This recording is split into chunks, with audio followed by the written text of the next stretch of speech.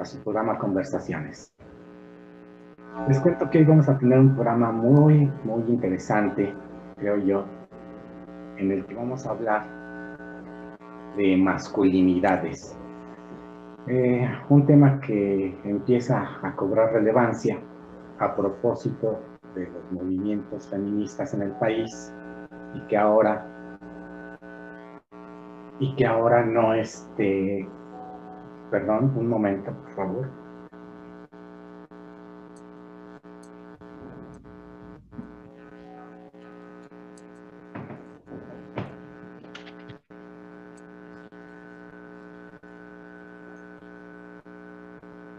Un momento, por favor.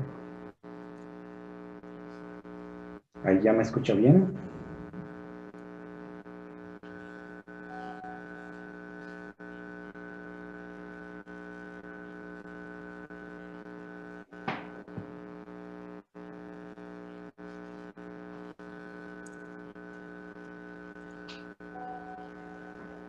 A ver, ahora, ¿me escucho?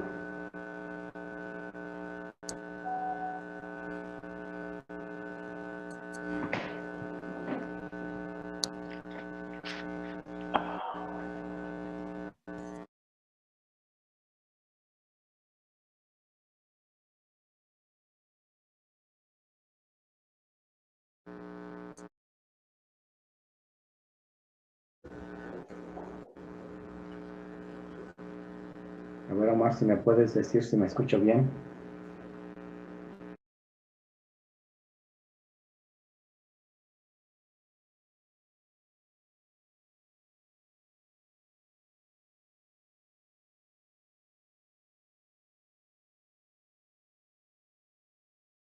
Ok.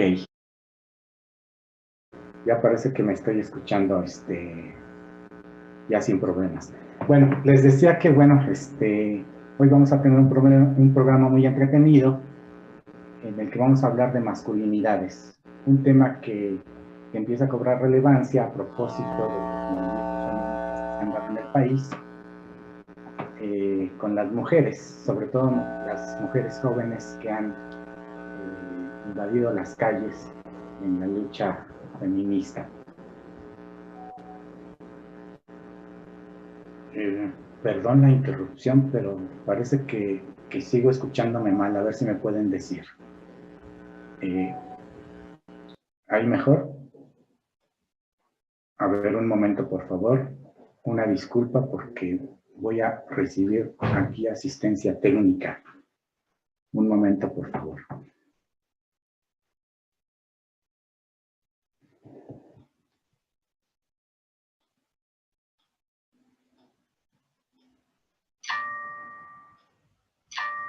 A ver.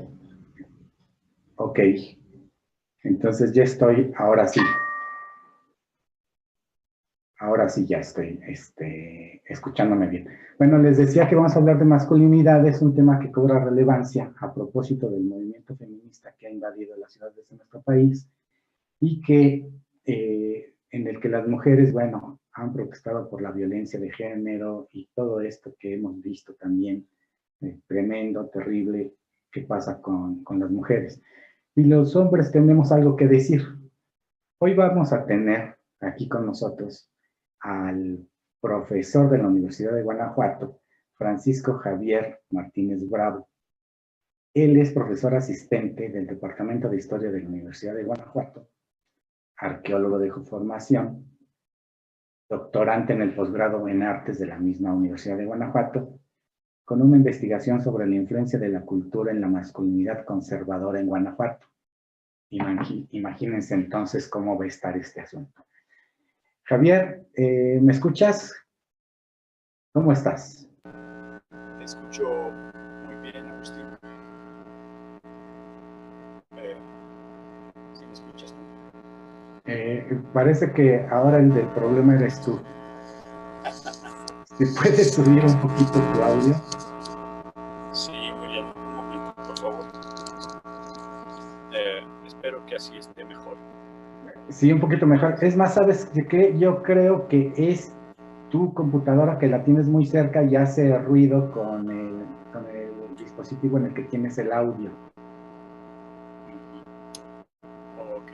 voy a desactivar el video y el audio. De hecho, okay, ya solamente tengo audio y video de mi celular. Sí, Y ya no te debería oyes un interferir poquito nada mejor. más. Ah, sí, Agustín, muchas gracias. Tú dime, ¿qué hago? Bueno, pues te presentaba como profesor de la Universidad de Guanajuato y bueno, a mí me llamó mucho la atención que ahora, lo que me contabas, que tienes una investigación sobre la influencia de la cultura en la masculinidad conservadora en Guanajuato. Entonces le decía a la audiencia que imagínense nomás cómo se va a poner el asunto. Bueno, pues sí, Agustín, efectivamente, mi formación básica es de arqueología. Yo estudié arqueología en una facultad de historia en una universidad de la Unión Soviética hace décadas. Entonces, pues cualquier persona sensata se preguntaría, ¿y qué tiene que decir un arqueólogo sobre estos temas, ¿verdad?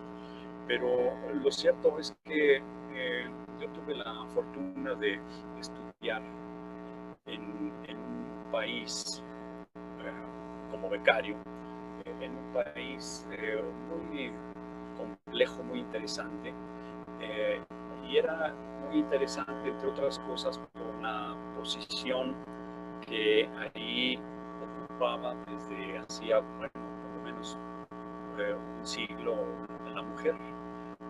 Rusia y la Rusia revolucionaria concretamente, recordemos que su revolución inició en 1917 y terminó en 1921 y fue uno de los primeros países que reconoció plenamente los derechos de la mujer al voto, a decidir sobre su propio cuerpo, sobre su maternidad, por ejemplo, y una amplia gama de derechos que, bueno, en nuestros en países latinoamericanos, en aquella época, pues era todavía una especie de utopía, pero como utopía ya iluminaba el camino de muchas mujeres luchadoras por el sufragio, por ejemplo, por el derecho a decidir sobre su propio cuerpo y su maternidad, etcétera, etcétera. Entonces, la verdad es que, aunque mis estudios estuvieron enfocados a la historia, digamos, mundial y la arqueología en particular, esa atmósfera de estudiar y convivir todo el tiempo con mujeres muy conscientes de sus derechos, nos puso a muchos compañeros a reflexionar sobre el tema. Yo particularmente provengo de una familia la mayoría de mujeres, tengo 4 hermanas y yo soy el único hijo varón de mis padres. Y bueno, muy conservadora mi familia, muy católica y muy patriarcal. Y por esa razón, digamos que mis hermanas fueron una especie de primer despertar. Francisco, permíteme que te interrumpa. Si te puedes separar un Sí. poquito, cada vez que te separas, ¿te oyes un poco mejor? Ok, sí, así. Ajá. Un poquito mejor. Bueno. Ok. ¿Estoy muy cerca del micrófono o qué? Sí, yo creo que sí. Sí, yo creo que sí. Ahí te Mejor. oigo mucho mejor. Bueno, entonces decía que tener 4 hermanas mayores que yo, pues fue como un primer despertar a sensibilizarme acerca de un cierto, yo diría muy marcado privilegio que tenía yo en mi familia como en mi familia católica conservadora, mi privilegio como varón. Bueno, son muchos factores los que pueden llevar a un hombre no a reflexionar sobre estas temáticas, pero es un tema sobre el que hoy yo creo que no podemos dejar de reflexionar autocríticamente nosotros los hombres. Por eso me permití preparar unas diapositivas solamente para como una especie de guión para mí. Entonces eso a mí me ayuda a no perder el hilo, pero necesito que me autorice el anfitrión a compartir la pantalla. Son Sí, imágenes muy sencillas, pero que me ayudarían mucho. No sé si Omar me puede dar acceso. sí, a ver, Omar, si nos puedes dar acceso a la otra computadora. Sí, estoy solicitando aquí compartir pantalla. Y Sí. bueno, Mientras, mientras arreglamos esto, si me ajá, permites, mira, tenemos una definición de acuerdo a la Comisión Nacional de Derechos Humanos de lo que es la masculinidad. sí, Dice que la masculinidad se define como el conjunto de atributos, valores, comportamientos y conductas que son característicos del hombre en una sociedad determinada. Actualmente se cuestiona la presencia de un hombre universal, ya que actuar como hombre varía de acuerdo con el contexto histórico, social, cultural, etc.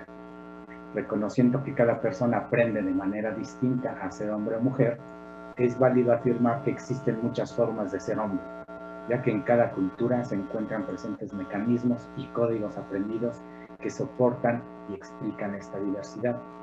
Factores como la raza, la orientación sexual, la condición o clase social, hasta la pertenencia a algunos grupos, son factores de diferenciación masculina. Bueno, pues dicho esto, pues si quieres vamos a ver qué, qué nos tienes preparado. Me pues dice sí, Omar mira, que no estás conectado en tu computadora para ver esas imágenes.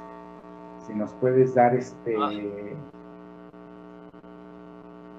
bueno, mira, puedo continuar así. De hecho, me sale un aviso que dice que el anfitrión inhabilitó la función de compartir las pantallas de los participantes.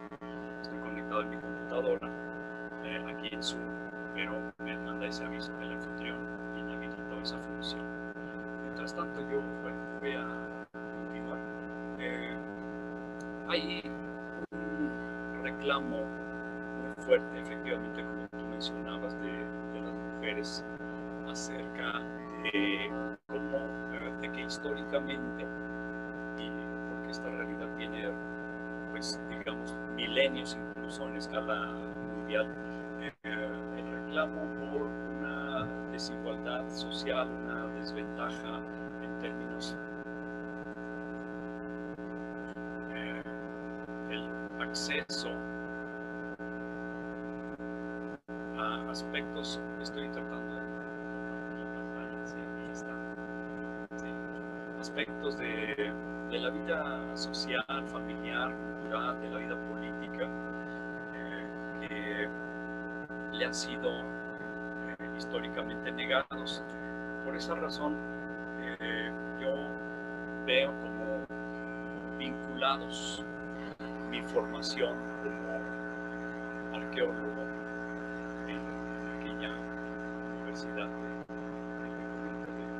soviética hace varias décadas, luego hice un posgrado en arqueología también en el Colegio de Michoacán, aquí en México, y bueno, la cuestión es esta, que observar aspectos de la vida de sociedades antiguas nos hace ver cómo la antigüedad, la prehistoria, son el origen de muchos aspectos de la vida actual, de la vida nuestra, de la vida cotidiana, de la vida privada, de la vida pública, están puestos ahí. Por ejemplo, el hecho de que vivamos en espacios construidos, por nosotros espacios construidos significa vivienda, de que utilicemos cierta vestimenta, que nos alimentemos, ¿no?, de vegetales y carne cruda, sino que hayamos desarrollado toda una gastronomía, etcétera, etcétera. Todos esos elementos de la cultura provienen de la prehistoria y de la antigüedad. Lo mismo se puede decir respecto de la desigualdad de Francisco, estamos viendo ya tu sí, material. sí, gracias. Sí, aquí me aparece una franjita verde que me avisa que se está transmitiendo.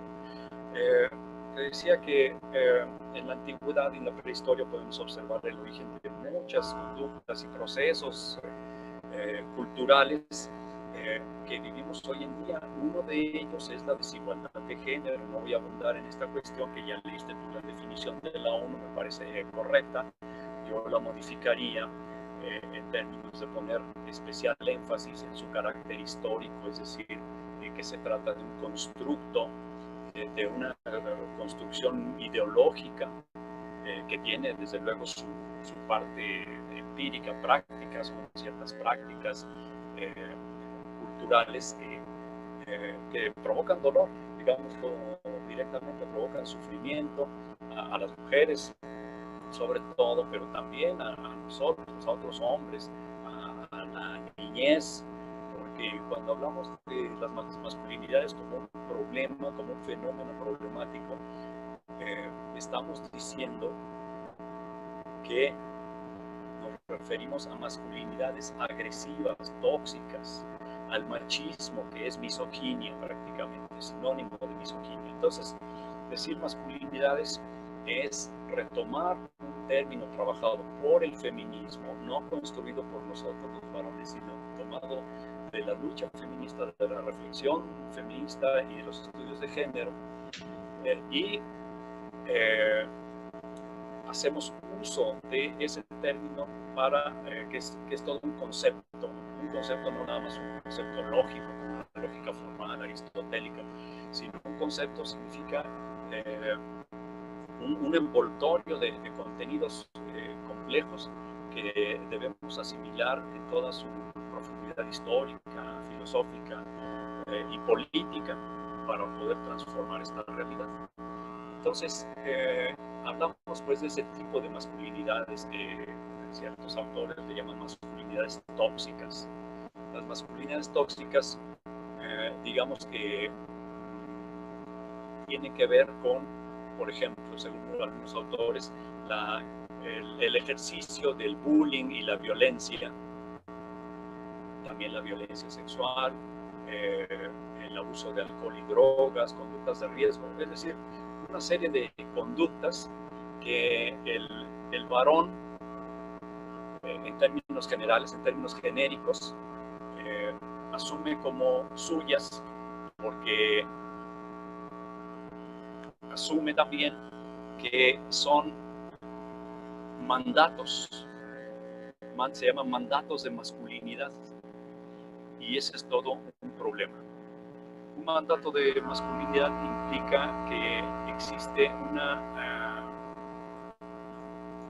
como si dijéramos,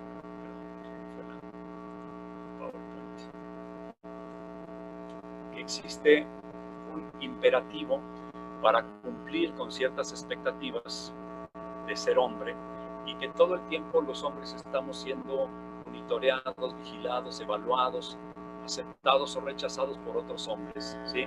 Si no, como hombres, no ejercemos suficiente violencia, incluyendo la violencia verbal, hablar fuerte, hablar con groserías, con maldiciones, como se dice en Guanajuato, significa, en esa lógica que es, digamos, el tema es lo que tenemos que transformar los hombres. Mientras más violento el lenguaje, mejor, ¿sí? Hay que ser agresivos en nuestra actitud corporal, pero nuestro lenguaje también. En términos de otros autores hablan, por ejemplo, que en esta lógica de las masculinidades, de la masculinidad hegemónica, el hombre, el varón masculino, tiene que ser hipersexual, es decir, procurar tener mucha actividad sexual a lo largo de su vida como señal de afirmación de esa masculinidad. Si no cumple con esos mandatos, está frustrado, se siente inseguro, y una de las reacciones ante esa insatisfacción por no cumplir con las expectativas de la masculinidad hegemónica es estrés, violencia hacia los demás, sobre todo hacia las mujeres y hacia los niños, y por eso es todo un problema, por eso es un problema serio, es un problema de vida o muerte, es un problema civilizatorio, y esa es la razón por la que vale la pena reflexionar, no importa que seas solamente un arqueólogo, o seas un periodista, un filósofo, o seas un transportista, o seas constructor, albañil, ingeniero, lo que sea. Siendo hombre, no podemos eludir esa responsabilidad que tenemos como género, porque cuando hablamos de feminicidio en nuestro país y en el mundo, es básicamente crímenes de odio cometidos por hombres. Quiero mostrar aquí datos de una publicación que hizo Gentes y Unilever. Son dos organizaciones distintas, una que trabaja hombres y masculinidades y la otra es una empresa británica, si no me equivoco, que elabora productos cosméticos para hombres, perfumes y cremas de afeitar, esas cosas, etcétera, etcétera. Pero realizaron un estudio muy interesante que tiene un cierto sesgo, hay que decirlo.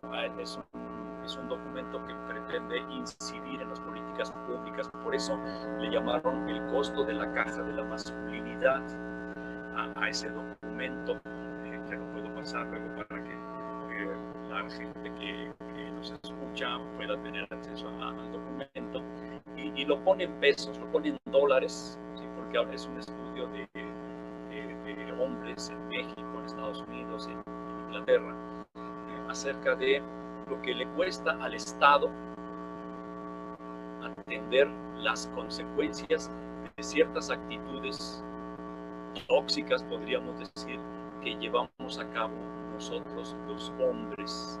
Es una actitud típica o integrante, componente de la masculinidad hegemónica, tradicional.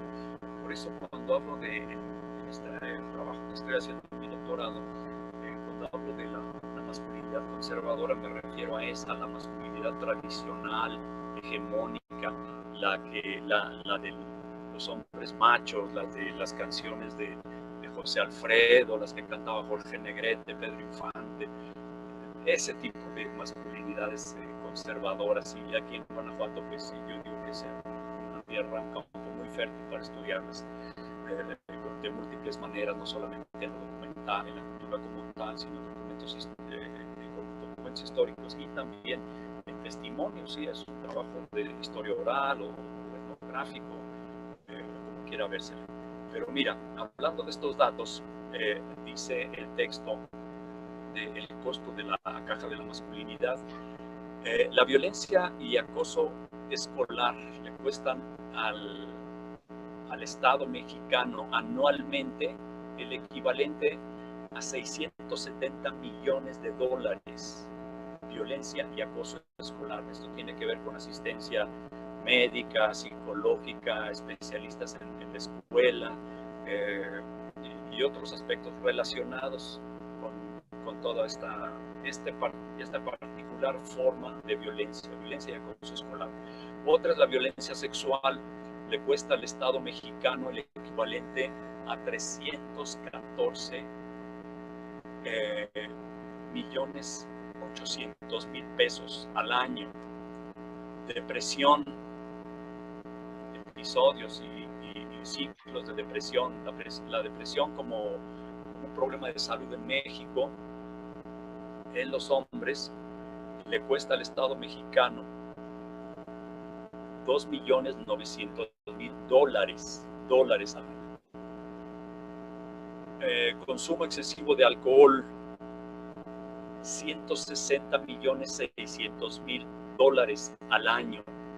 Accidentes de tráfico, $134.200.000 al año. Yo creo que estas cifras son bastante conservadoras, pero esa es una intuición. Lo cierto es que aquí hay un estudio que realizaron estas organizaciones. Vale la pena conocerlas. Como digo, tienen cierto sesgo, va orientada a incidir en las políticas públicas, pero me parece bien. Por todos lados y desde todos los ángulos es muy importante incidir en un cambio cultural absolutamente necesario hoy en día. ¿Sí? Y todo esto comienza con reflexionar nosotros los hombres desde nuestro género y poner en cuestión nuestro privilegio, poner en cuestión una cierta supremacía reforzada por todo un sistema de complicidades es algo tremendo cuando comienzas a estudiar este fenómeno, comienzas a meterte en la teoría feminista de género, comienzas a perder la ceguera, porque normalmente somos ciegos, especialmente nosotros los varones, muy acomodados en nuestro sillón, en nuestro diván del privilegio machista, patriarcal. Pues no tenemos necesidad de reflexionar en esto, a menos que algo nos sacuda y nos haga conmovernos, ¿sí? Y esto puede ser un episodio de violencia o un divorcio o la muerte de un ser querido o presenciar casos de violencia extrema, machista, etcétera, etcétera. Pueden ser muchos los factores que nos lleven a plantearnos como desde dentro, desde las emociones, la necesidad de reflexionar y de, digamos, de construir, es decir, de destruir, de demoler ese edificio, toda esa arquitectura del privilegio que tanto daño ocasiona, y comenzar a construir de manera colectiva, pero también con una reflexión individual, otras formas de ser hombre, otras formas de masculinidad que rechacen activa, explícitamente la violencia, el acoso escolar, la violencia sexual, el consumo excesivo de alcohol o de drogas como una muestra de fuerza, de potencia, de que yo puedo hacerlo o yo puedo manejar borracho y manejo mejor. Estas actitudes le cuestan mucho al Estado mexicano, pero le cuestan a las familias, le cuestan a nuestros seres queridos, a nuestras parejas, a nuestros hijos.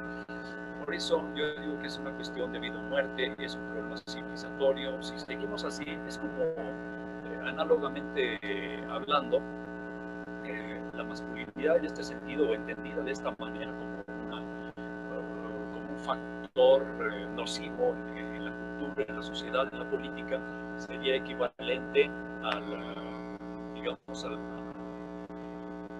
a la contaminación de la industria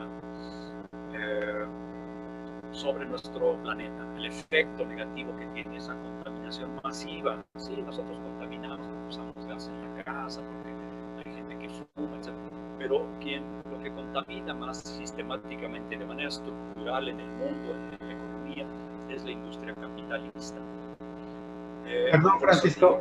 Análogamente, sí, Agustín. Perdón que te interrumpa. ¿Podemos quitar la imagen? Sí, claro. Sí, ¿Quieres que entonces, salga? ¿Que sí, deje de compartir la pantalla? Sí, de favor, porque, y si no tienes algún material más, bueno, suspendemos eso para que se oiga un poquito mejor. Mira. Ok. Muy bien, entonces solamente voy a mostrar esta imagen y ya me salgo de compartir imágenes. La caja de la masculinidad que mostraba yo en esta anterior, en el texto se estructura en 7 momentos. Es como una especie de mandato complejo, una serie de mandatos de la masculinidad que en esa mentalidad y en esa ideología hay que cumplir, o si no, no eres un verdadero hombre, no eres masculino.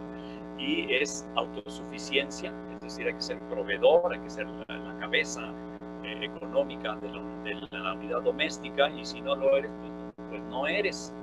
¿Sí? Ser fuerte físicamente, mostrar, incluso hasta romperse la espalda, desgarrarse los músculos, mostrar fortaleza física, porque es un atributo de la masculinidad hegemónica, tradicional, conservadora. Y si no eres muy fuerte, pues no eres muy hombre. Entonces, en esa lógica, como digo, agresión y control, es decir, controlar con base en la fuerza física, en la amenaza del uso de la fuerza.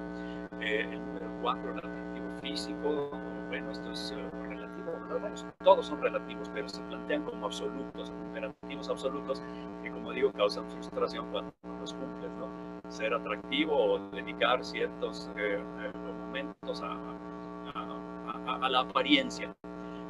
Heterosexualidad y homofobia, ¿sí? El hombre machista, el de la masculinidad tradicional, conservadora, debe tender a la heterosexualidad y por el contrario, al mismo tiempo o en contraste, rechazar la homosexualidad y mostrar por todos los medios, aunque esto le cueste, lo que le cueste, mostrar esa actitud.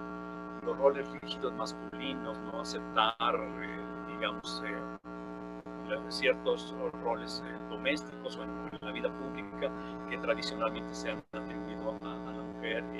Y bueno, la cuestión número 7, la hipersexualidad, ¿sí?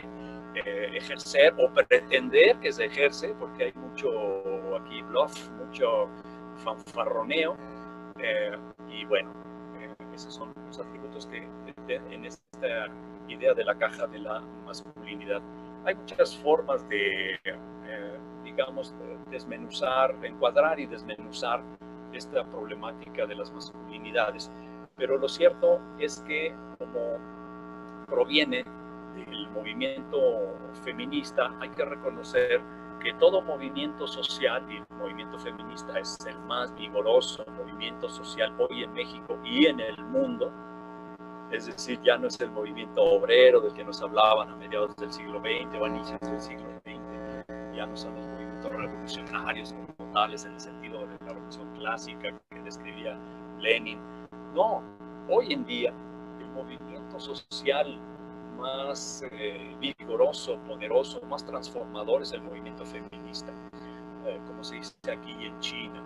En ese sentido, Francisco, ¿puedes salirte de tu computadora para que no haga tanta interferencia? ¿Sí? Ok, sí, ahí va. Bueno, sí. Ya solo está el celular. Ok. Espero que ya no haya tanta interferencia. Bueno, entonces decía que es como hay que reconocer de dónde proviene toda esta lógica de la deconstrucción de la masculinidad tóxica, la reflexión sobre el privilegio patriarcal y el papel que debemos tener nosotros aquí, que debemos jugar no como vanguardia, no como parte del movimiento feminista, sino más bien tomar las herramientas que generosamente ha producido el feminismo y ponernos a trabajar en ellas, desarrollarlas, pero digamos por nuestra cuenta y por nuestra parte, porque no es posible dejar transcurrir más tiempo sin que desde nosotros provenga una deposición de las armas, porque esta agresión es como andar por la vida con la espada desenvainada, con la lanza enhiesta, como decía el mío Cid, sino más bien de poner todo eso, ponemos a reflexionar, porque en realidad ponemos en riesgo a la humanidad entera con estas conductas. Y a mí me parece que vale la pena reflexionar, y ya me pongo como en mi papel de profesor aquí en la Universidad de Guanajuato, en el Departamento de Historia.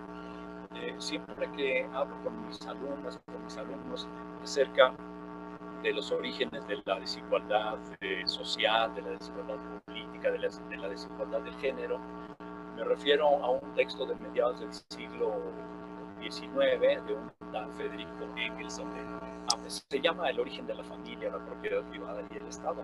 Francisco, perdón que te interrumpa, ¿sí? Seguimos teniendo problema. No sé si hablo. pudieras quitar los audífonos y usar el del teléfono. Ok, claro que sí, un momento. A ver. Ya quité muchísimo mejor. Sí, eran los audífonos. Ah, bueno, es que son baratos. Sí. Lo siento mucho, pero mira, no entonces, en ese texto, digamos, de la segunda mitad del siglo XX, él plantea las cosas así, digamos, de manera muy concreta. Él afirma que, pero no es solamente él, digamos que ahí se sube a los hombros de autores anteriores a él, pero afirma de la siguiente manera que con el surgimiento de la agricultura y la economía ya no de apropiación de cazadores-recolectores, sino la economía de producción con la agricultura, es posible ya acumular un producto excedente cuando la agricultura ya tiene cierto desarrollo, es más o menos altamente productiva, se puede acumular bienes de ese tipo, producto del trabajo agrícola, pero otros bienes también, bienes de prestigio, obsidiana, sal, en fin, como arqueólogo esto lo podemos ver muy claramente con evidencia material. Eso es lo interesante, Agustín. Entonces, él dice, cuando ya ciertos grupos, y sobre todo encabezados por hombres, ciertos, sí, unidades domésticas empiezan a acumular estos bienes, surge la necesidad de proteger eso porque eran bienes comunitarios que ya dejaron de distribuirse equitativamente de manera horizontal y entonces ya comienza alguien a acumularlos y luego va a comenzar a especular con ellos y a demandar mayor y mayor poder sobre la base de esos bienes que eran comunitarios y él se los apropió, como jalar la cobija que era de todos y me enrollo yo en ella y bueno, háganle como quieran. ¿Sí? Y resulta que en algún momento ya tiene necesidad de proteger esa propiedad privada y es el momento en el que surgen las Fuerzas Armadas, las policías, los ejércitos. Ahí está el germen, pero también ese patriarca, porque es un varón, ese patriarca se plantea la necesidad de asegurarse de heredar todos estos bienes mal habidos, la propiedad privada, pues, de transmitirlos en línea directa en su familia y ahí surge la institución de la primogenitura, el primogénito que hereda esos bienes acumulados. Para garantizar que esto sea así, recluye a la mujer, la comienza a controlar como nunca antes, como nunca se había controlado, ¿sí? Para asegurarse de que su hijo, sus hijos sean efectivamente sus hijos de sangre. Y es una cosa perversa, pero ahí está el germen de la desigualdad de género. Otros autores, también un autor francés de apellido Fourier, Charles Fourier, es uno de los llamados socialistas utópicos, él hablaba también en el siglo XIX de que el grado de desarrollo de un pueblo o de una civilización se puede medir por la amplitud o no amplitud de las libertades de que goza la mujer en esa sociedad. Charles Fourier. Entonces, pero mujeres también, desde luego, que hay toda ahí una genealogía, ¿no? Desde Olympe de Gouges, que escribió la Declaración de los Derechos de la Mujer y la Ciudadana, y así sucesivamente. No me voy a meter en esa cuestión porque hay autores que lo han hecho de manera muy completa y digna. Lo que quiero decir es que nosotros, es muy importante que en la Universidad de Guanajuato también reflexionemos sobre esta temática, esta problemática. Yo apoyo mucho a las compañeras mujeres que están pugnando porque la perspectiva de género sea, digamos, una perspectiva transversal a todos los programas educativos en la Universidad de Guanajuato. Es muy importante todo esto. Para muestra, basta un botón. En diciembre pasado, en diciembre de 2019, tuvimos una huelga estudiantil en la Universidad de Guanajuato, encabezada por jóvenes estudiantes feministas y con demandas muy concretas, ¿sí? Con denuncias muy concretas. Y yo pienso que ya, si eso ya intuíamos que existía, en ese momento ya no podíamos seguir viviendo o pretender que vivíamos en la comodidad de la ignorancia, no más. Así es que las masculinidades tienen esa gran tarea de construir todo un sistema de privilegio patriarcal. Ya vimos en términos históricos qué significa el patriarcado, ¿no? Pero en términos políticos, las feministas han desarrollado este concepto tremendamente, lo han desplegado y de manera que penetra en todos los ámbitos de nuestra vida hoy en día. Y me estoy dando a la tarea pues de ir conociendo todos esos aportes que han hecho ellas principalmente, uno que otro hombre también, pero sobre todo las mujeres. Entonces, Agustín, fíjate que aquí en la Universidad de Guanajuato, ahora la ventanilla U-Género ya es encabezada por una compañera mujer, profesora feminista de mucho prestigio. Y bueno, sí, es dentro de una institución, no se trata de una organización feminista externa, independiente. Ellas tienen todavía más potencia y más posibilidad de acercarse a estas problemáticas de violencia de género, de mujeres agredidas, etcétera, etcétera. Pero dentro de la universidad, pues se da de múltiples maneras y en ciertas medidas ese fenómeno, y tenemos ahí a la maestra Vanessa Góngora, a la doctora Vanessa Góngora encabezando un equipo excelente. Creo que tuvo cierta libertad para integrar su equipo, porque ese fue uno de los reclamos de las jóvenes feministas estudiantes en diciembre de 2019, que la ventanilla de género debía tener gente con un perfil más adecuado, y ¡pum!, ahí está ya. Ha habido cierta sensibilidad en la administración de la universidad y se está saliendo al encuentro. Lo que yo siento que falta... Francisco, perdón que me regrese un poquito. Pues, Para terminar con lo anterior y dar paso a esto, yo te preguntaría, ¿y esa discusión sobre las masculinidades se está extendiendo o sigue siendo parte de un círculo mínimo de personas interesadas en el tema, de investigaciones que su propio trabajo los lleva a ello, a abordar ese asunto, o ya se está extendiendo al conjunto de la universidad, ya empieza a permear más allá de los muros de la universidad en la sociedad guanajuatense? ¿Qué está pasando en este sentido? Desde mi óptica se está extendiendo, no con la rapidez y la contundencia que el caso amerita, pero sí se está extendiendo. Voy a empezar desde lo más irónico y paradójico, desde el gobierno del estado de Guanajuato, que es un gobierno, pues, como sabemos, muy conservador, de derecha, que no está a favor de la ampliación de los derechos de la mujer para decidir sobre su propio cuerpo y la maternidad. Incluso en un gobierno así como el que tenemos en Guanajuato, pues se está trabajando con hombres violentos, por ejemplo, con la ayuda de compañeros y compañeras especialistas en género y masculinidades, que están trabajando con ellos.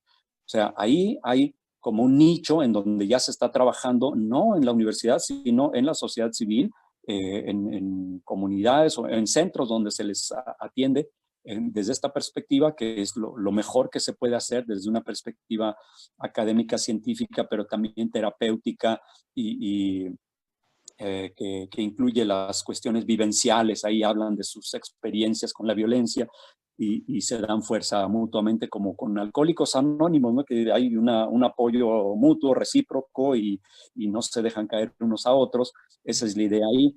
Pero quiero decirte que han surgido muchas organizaciones de hombres que trabajan masculinidades, que están leyendo mucho, reflexionando mucho y trabajando de manera, interviniendo en barrios, en comunidades, con hombres violentos, con hombres que abusan del alcohol y de las drogas.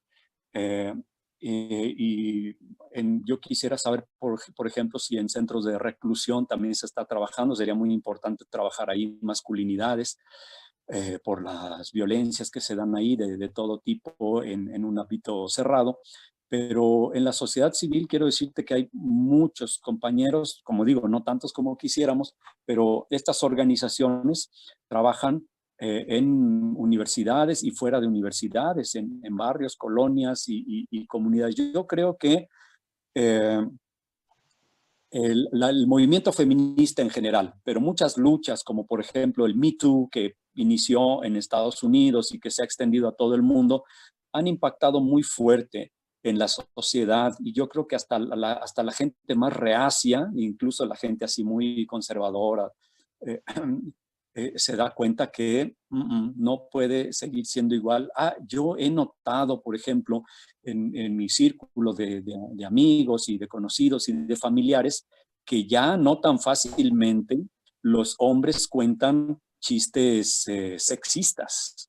Ya no tan fácilmente se dan esas bromas misóginas, porque cada vez menos hombres se ríen de esos chistes, cada vez más hombres reaccionan oponiéndose a comentarios sexistas. Eh, como muchos hombres de mi generación, yo crecí en un ambiente muy marcadamente sexista, misógino. Desde niño yo aprendí muchos chistes sexistas. muchos. Y yo los reía y yo los contaba, hasta que en algún momento dejaron de parecerme graciosos. Todavía hoy, cualquiera de nosotros, y lo han comentado incluso compañeros míos y hasta profesores que he tenido en cuestiones de masculinidades, que se han pescado de vez en cuando en ciertas actitudes machistas, patriarcales. Francisco, ¿qué te parece esa imagen? A propósito de lo que estás hablando, ¿qué te parece esa imagen? La imagen, no veo la imagen. ¿Cuál imagen? No la alcanzas a ver. Bueno, es la de un hombre, es un atleta griego con el disco que va a lanzar. El discóbolo. El discóbolo. Exacto. El discóbolo. Sí. Y con mandil. Ah, con mandil. Ok, bueno, mira, yo pienso que las artes tienen esa gran virtud que quizás no tenga la academia. Y las artes son para verse y para interpretarse, ¿no? Porque toda experiencia estética es una interpretación y el arte yo lo vivo de un modo quizás diferente a como tú lo vives. Si a la hora de visitar yo un museo digamos, en una sala del Renacimiento o del arte griego antiguo, yo me pongo a reelaborar todas esas imágenes, ¿sí? Desde la perspectiva de las masculinidades, yo puedo crear algo así, en mi mente por lo menos. Yo no soy artista ni mucho menos, pero en mi mente puedo crear así, al mismo tiempo que veo la imagen arquetípica de un hombre, digamos, europeo, adulto, blanco, de ciertas características, y yo puedo pensar que esa es la idea que el artista tuvo, ¿sí? de belleza y lo que quiso representar, pero yo puedo imaginar muchas otras formas o ridiculizar las ya existentes y generar otras nuevas.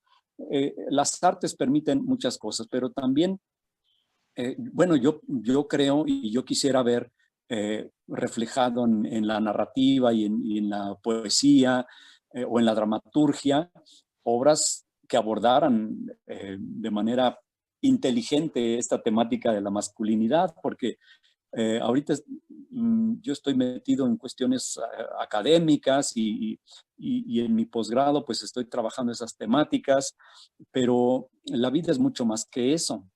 La vida es mucho más amplia que la academia y ahí es donde tenemos que incidir. Yo espero que en algún momento, con esta tesis ya bajo el brazo, yo pueda, al mismo tiempo que siga trabajando en la Universidad de Guanajuato, tal vez, pues, digo, por mi edad y mi antigüedad, pueda también trabajar interviniendo en grupos de hombres con esta problemática de violencia, porque yo mismo estoy saliendo de ahí. Yo he surgido, yo he sido cultivado ahí y necesito salir y ayudar a otros a salir.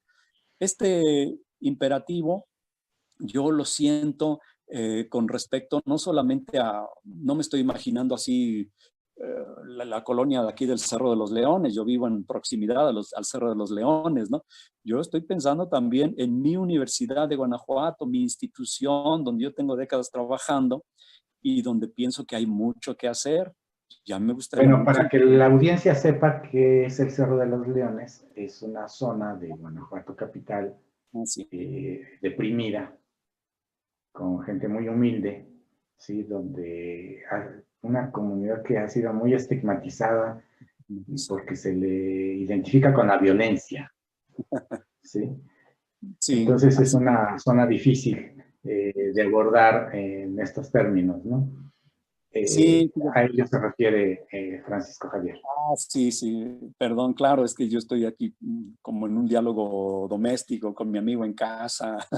De hecho, estás aquí en mi casa. Aquí te y También, bueno, sí, esta zona ha sido estigmatizada, pero pues en honor a la verdad hay que decir que pues es un barrio, una colonia aquí de la ciudad de Guanajuato, México, de gente trabajadora, estigmatizada por cuestiones de violencia, de droga, pues sí, pero sobre todo si la gente sigue viviendo ahí es porque la gente trabaja y sostiene su casa y paga sus servicios y convive con el vecindario. Entonces, ese es el tipo de comunidades donde yo quisiera intervenir, además de dentro de mi Universidad de Guanajuato. Yo he recorrido aquí calles y callejones del Cerro de los Leones, en otros momentos ya, pero como activista repartiendo información y conocí callejones que jamás habría conocido en otras circunstancias, pues me gustaría volver ahí, pero para tratar de formar grupos de hombres, jóvenes y no jóvenes, en ese sentido, que ejercen violencia y cómo trabajar con ello, cómo poder transformar esa subjetividad en una subjetividad que sea capaz de cuidar, de brindar ternura, ¿sí? De decirle a sus hijos te amo, de decirle a su padre te amo, hijo, de besar a sus hijos grandes, de besar y cuidar a su gente, a su pareja, a su mujer, ¿sí? Y demostrar ternura, porque uno de los mandatos de la masculinidad tradicional, hegemónica, conservadora, es no mostrar ternura, mostrarse rígido, severo, fuerte, agresivo, violento, y es precisamente precisamente porque la vida es mucho más que eso. Con mucha frecuencia el hombre varón se frustra porque pues no puede ser así con quien ama. Entonces está en continua contradicción, porque todos estos mandatos son imposibles de cumplir en grado extremo. ¿Cómo Siempre, hacemos, Francisco? ¿Cómo siempre está hacemos? mal calificado por sus pares, aunque sus pares también están en esta continua insatisfacción por no poder cumplir con esos mandatos de la masculinidad. ¿Cómo ¿Qué es lo que... hacemos, Francisco, Sí, para trasladar eso que aprendemos en la academia, en los estudios de expertos que nos revelan lo que significa el patriarcado, lo que nos explican cómo se vive el patriarcado en el día a día, ¿sí? ¿Cómo hacemos para trasladar esa reflexión con investigaciones como las que tú haces a la vida de las personas y que empiecen a hacer un cambio en sus vidas, en nuestras vidas? ¿Cómo hacemos con eso? O sea, ¿cómo hacemos para en lo práctico empezar a cambiar? Porque yo no sé, yo creo que estás de acuerdo, o sea, es urgente, y lo digo de la forma, no quisiera decirlo así, pero es urgente dejar de violentar a las mujeres. sí. O sea, es urgente dejar de asesinar a las mujeres, de desaparecer a las mujeres, de ver mujeres que paran en el hospital agredidas por sus propios familiares, niñas, mujeres, adolescentes, adultas, que paran en un ministerio público porque fueron violadas por un familiar. ¿Cómo hacemos para eso? Sí, eh, pues yo creo que ese es un gran debate y no creo que haya un consenso en términos de una receta, de una serie de acciones, de pasos a seguir. Lo cierto es que todo tiene que empezar con la empatía. Como tú planteas, la problemática, pues es desde la indignación, desde la paradójica visión de una persona agredida, ¿sí? Eh, por su condición de mujer, ¿sí? Pero también cuando un hombre agrede a otro hombre porque lo considera, digamos, diferente, porque no cumple de acuerdo con el más agresivo, con los mandatos de la masculinidad. Entonces, el punto de partida es la empatía. ¿Por qué?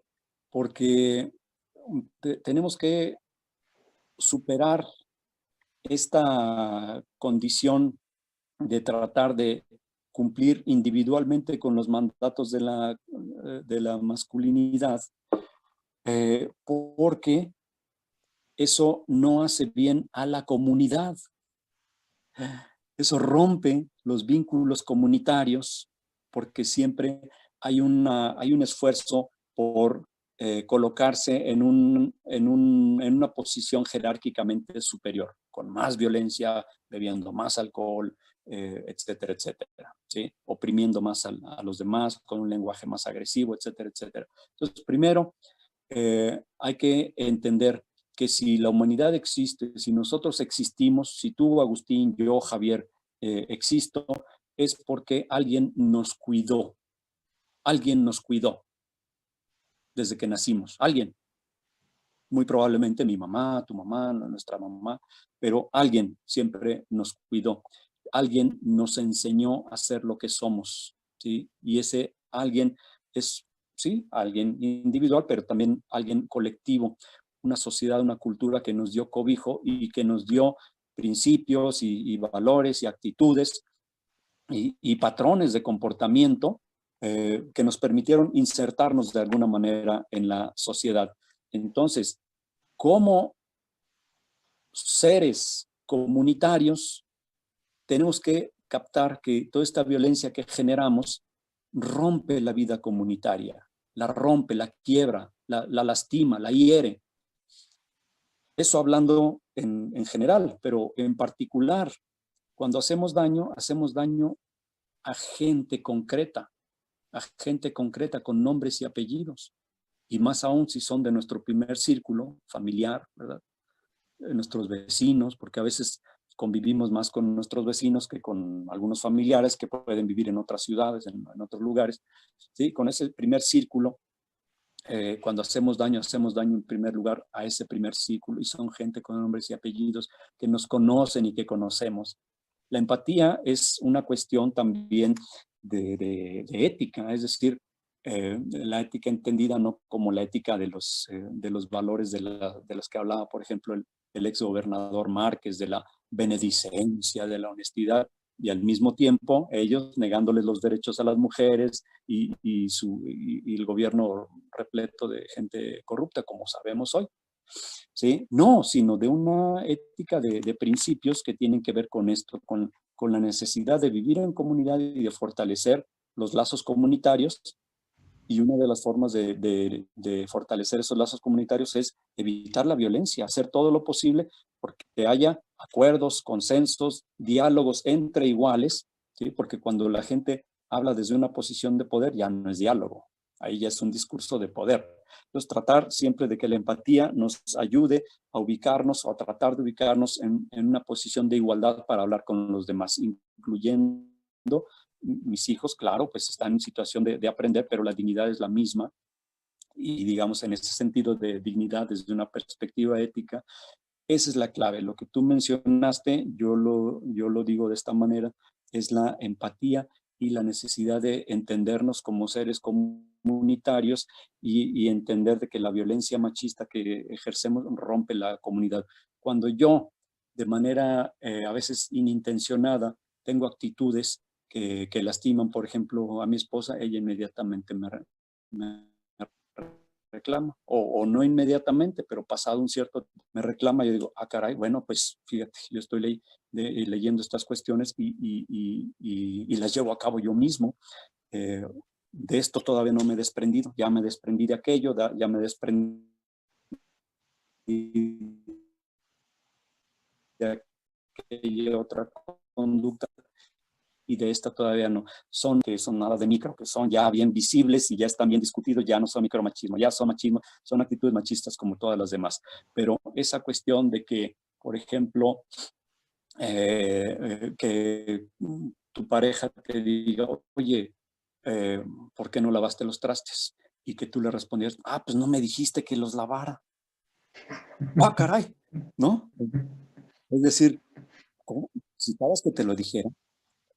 Eso es pretender ingenuidad, o sea, es fingir demencia, como decimos popularmente, fingir demencia y tratar de mantenerte en esa situación y no cumplir con tus deberes, ¿no? Entonces, yo me he dado cuenta que cometo actos así, o que mi hijo comete actos así, y bueno, tratar de recuperar esto que tú sugerías, la cuestión de la empatía que yo mencionaba, la cuestión de entendernos como seres comunitarios, y con eso como punto de partida, pero es algo muy genérico, es un buen punto de partida, porque de esa manera podemos ser como miembros más propositivos, en el sentido positivo, de la comunidad, comenzando con la comunidad amplios.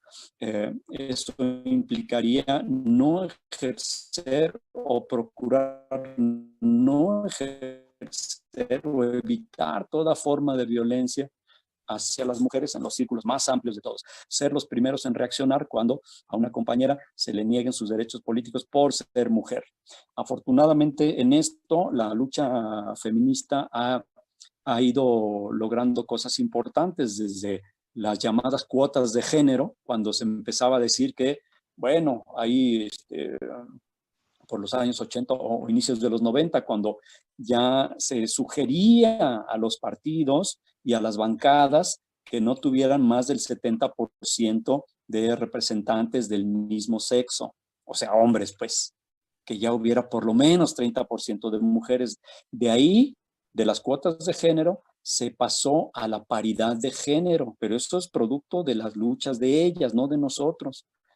¿Sí? A la paridad de género, y hoy México en eso pues ya es vanguardia. Creo que desde 2014 o 2015 ya se aprobó que las cámaras tengan paridad de género, lo cual es muy bueno, y eso obligó al INE, a las instituciones, a los partidos, a dedicar un porcentaje específico, muy concreto. Al principio era 2%, luego subió a 3% de recursos que les dan de financiamiento público por prerrogativas a los partidos políticos para la formación y el desarrollo de las mujeres en el sentido de su integración en la vida pública, ¿sí? Hacer todo lo posible, capacitar, formar, y bueno, y luego se ha ido logrando más y más, y hoy en día México tiene, es el único país hasta donde yo alcanzo a ver que tiene un gabinete con más mujeres que hombres hoy en día, paridad en ambas cámaras y paridad ahora en las candidaturas,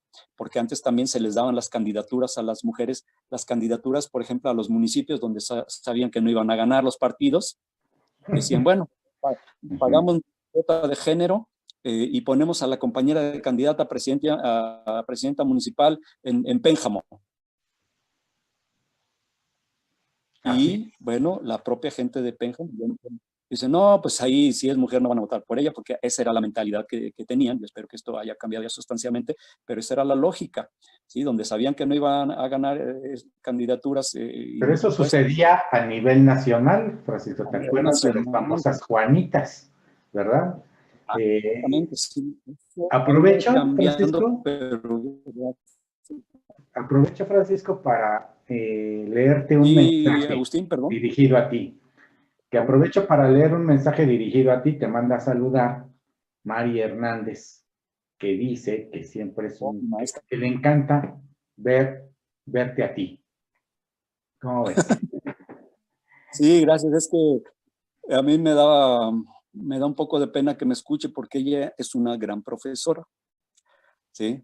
En materia de masculinidades. Entonces,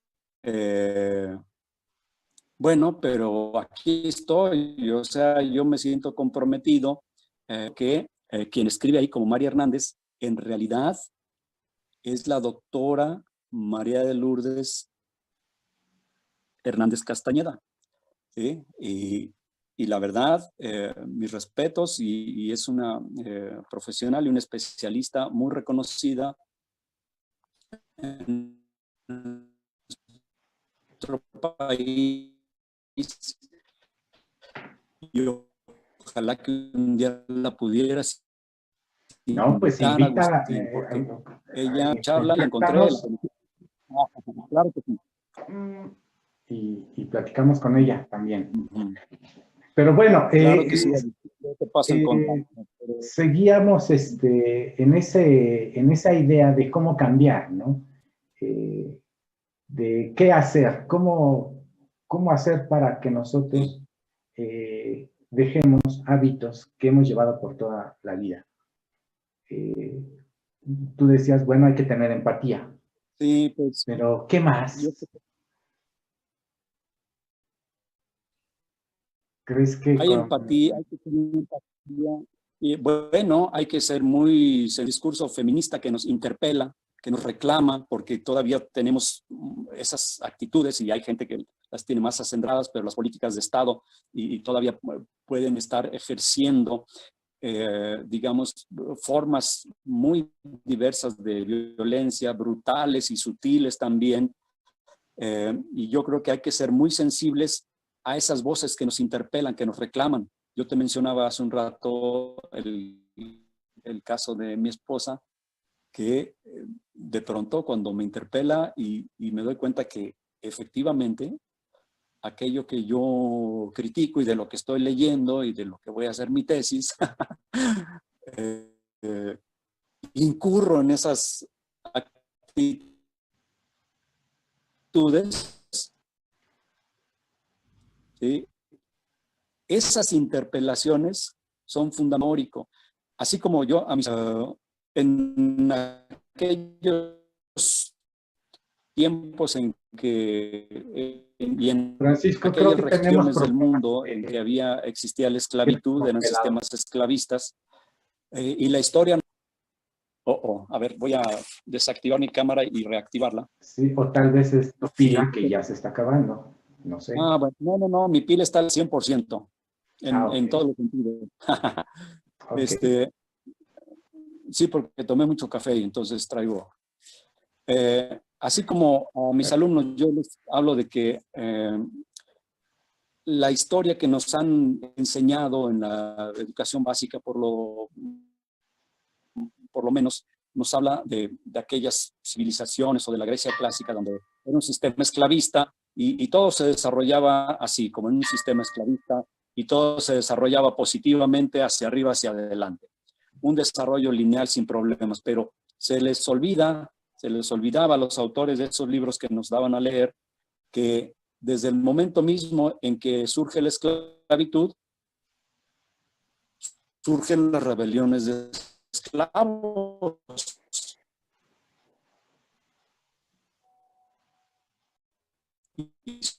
Perdón, Francisco Javier. Hablaban de una, de la de Espartaco en Roma. No sé si me escuchas, Francisco, pero te quedas congelado, ya no te escuchamos bien. Nada más. Pero así como con la esclavitud nace las rebeliones de esclavos, con el triarcado. Sí, te decía que parece que tenemos problema porque te quedas congelado.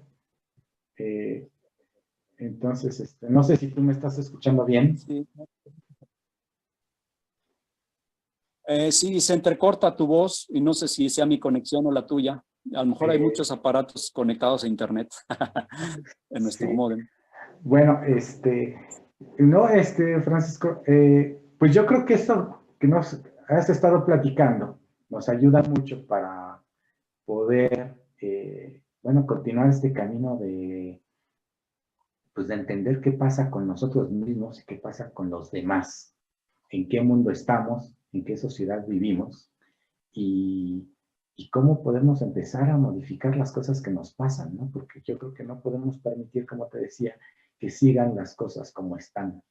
Sobre todo ser insensibles ante lo que está sucediendo con más de la mitad de la población del país, que son las mujeres. Y bueno, Francisco, pues yo te reitero la invitación, o sea, ya abrimos este espacio, ahora pues falta que sigamos dando más tiempo a este tipo de temas, y estás invitadísimo a hablar cuando lo desees. Es necesario seguir abordando este tipo de asuntos. Y bueno, pues las puertas están abiertas. ¿Cómo ves? Pues mira, te voy a tomar la palabra, Agustín, Y así como voy a invitar y a charlar con la doctora Mari Hernández, que escribió el comentario, quisiera, si no tienes inconveniente, en ir invitando a otras personas que como ella me han ido inspirando y cuyos textos he estado leyendo. Entonces, afortunadamente tengo contacto con varios de ellos, gente pues de muy altos vuelos, de muy alto nivel, en el sentido de académico, pero también de su experiencia en trabajo con hombres desde la perspectiva de género y masculinidades. Entonces, yo es lo que te podría ofrecer. Me daría mucho gusto que pudiéramos compartir con la gente, con el público, las perspectivas de todas estas personas. Debo decir que la mayoría son hombres porque me he concentrado